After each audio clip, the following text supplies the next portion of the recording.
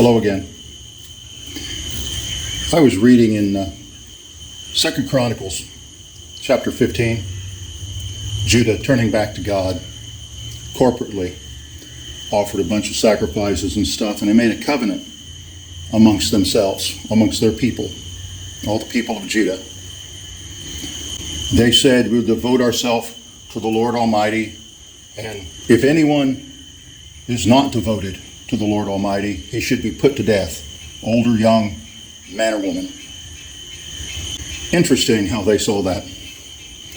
Now, this was not God's command to them. This was the covenant they were making with each other before God. Kind of like a constitution.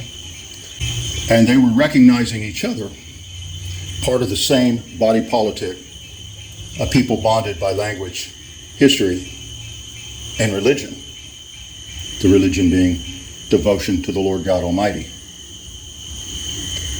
But the important part of that is they recognize that in their group, you could not be part of their group unless you shared this devotion to the Lord God Almighty. And whether you think it's too strict or too harsh or not is not the question. They saw it necessary for their commitment to be unified as a people, bonded in language, history, and religion. Oh, by the way, that is the definition of a nation. That they be certain that everyone in their group had that same devotion. They had already destroyed all the idols that had been erected around the land, gotten rid of all those things that were contrary to devotion to God.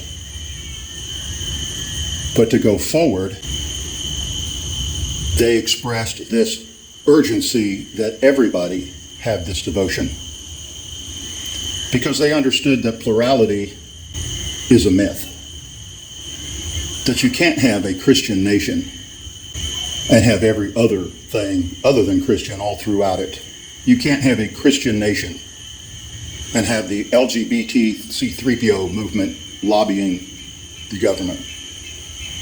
You can't have laws that protect absurdities like that. You've got to have a devotion to God and His law if you will call yourself a Christian nation.